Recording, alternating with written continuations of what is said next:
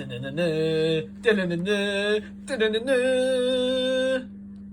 TV. How do, and welcome to this new series, the PDC Pro Tour Story of the Weekend, obviously starting with part 1. What this series is all about is about the weekends that are going on the Pro Tour, a couple of little stories that are happening, and what's going on in Edgar's world. Now, I'll normally do these pretty quick after the weekend, but this weekend a couple of things have led to another, and it's coming out a little bit late, but they'll normally come out probably the Monday after a weekend event. Now, this weekend we've had 3 events, 3 days. We had Friday, Saturday and Sunday. Friday for the European Tours, Saturday and Sunday for the Players' Championships. So I headed up to Wigan on the Thursday night. I went up a little bit later than normal, hoping to avoid some traffic, but just outside of Wigan, there it was, a roadblock. So I sat on the motorway for about an hour while they put some cones out, basically. Great.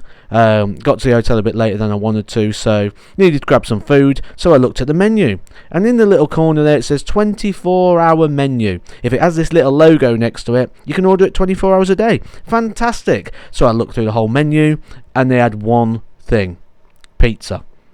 So what is the point in that logo? Just put a message out saying you can have pizza 24/7. But I ordered myself a pepperoni pizza. Now, if you're sat at home thinking, I hope this gets better, you need to remember you are watching Edgar TV, and the chances are it won't. But anyway, we got down to the action on Friday. It was the European Tours, and realistically, if I'm looking at progressing further this year, these are the routes to that. These are big games played on big stages with big jumps in prize money that unlock a lot of events and a lot of opportunities. So these are important this season, I believe. Now, what I don't want to do is just sit here and reel off stats and figures that you can find anywhere, really. That's not what this is about. If you want to see those, head over to Darts Connect TV. You can find literally everything about the games here, and this is just a little quick summary of that. So you'll see event 1, European Tour 1, didn't really go fully to plan. Started a little slow in game 1, but I did take that 1-6-2, and then in the second game played Woodhouse, and although again still not up to full power here, averaging just shy of 87, I did actually come within one leg here, losing 6-5, and realistically just needed one decent steady leg. In the last leg I had the throw, didn't go out in 15. You've got to be going out in 15 with that throw at a 5-5 if you want to be safe.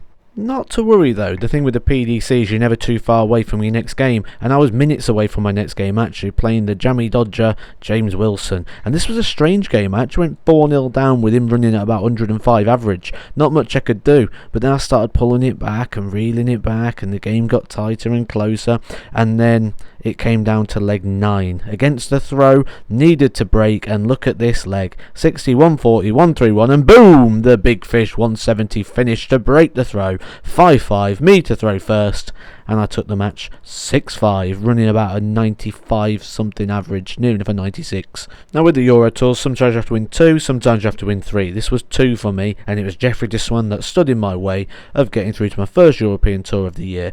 Unfortunately though, I did go down 6-4 in this game. Not to worry though, it's only 2 events and there's 13 in total, so it was back to the room. And being Valentine's night, thought we'd order ourselves a nice little korma into the room. Tour life, eh?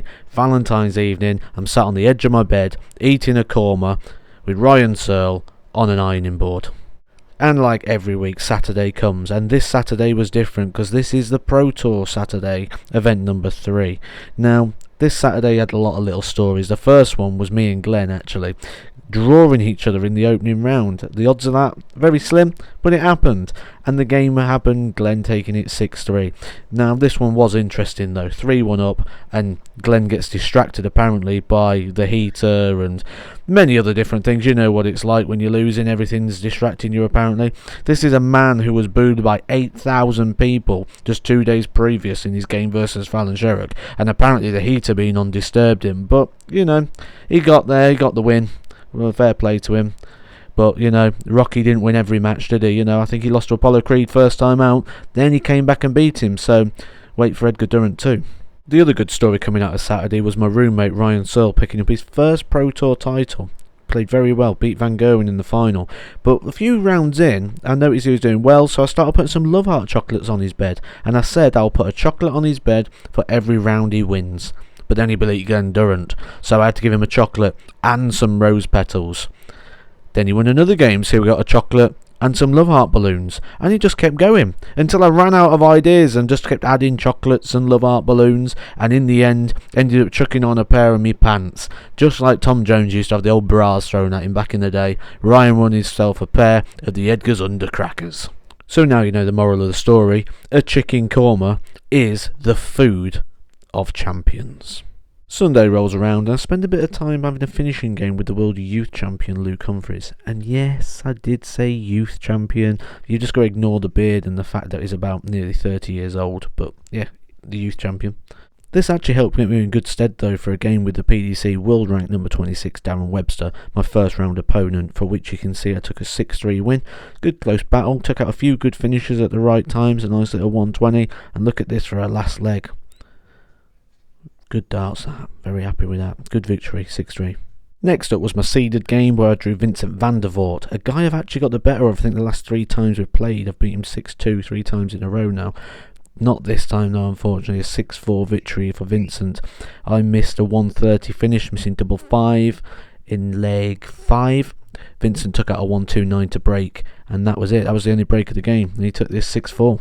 Not exactly the full results that I wanted this weekend, but I'm getting stronger, getting fitter again, getting match ready.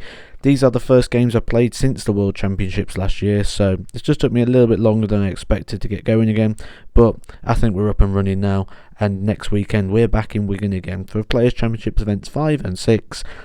I think I'm going to be a lot stronger in those. I will be uploading these sort of little weekend reviews at the end of every Pro Tour weekend now moving forward. One, because I can't really spell very well, so I can't really write about it. And 2, because it's fun. So if you want to follow these, hit the subscribe button here on Edgar TV, and head over to Twitter and follow at the Edgar501. Oh, and here's a little encore for you. Ryan Searle, you know, long-haired, heavy metal, big fan, loves all skulls and all that sort of stuff. Watches Love Island. Yep, he watches Love Island.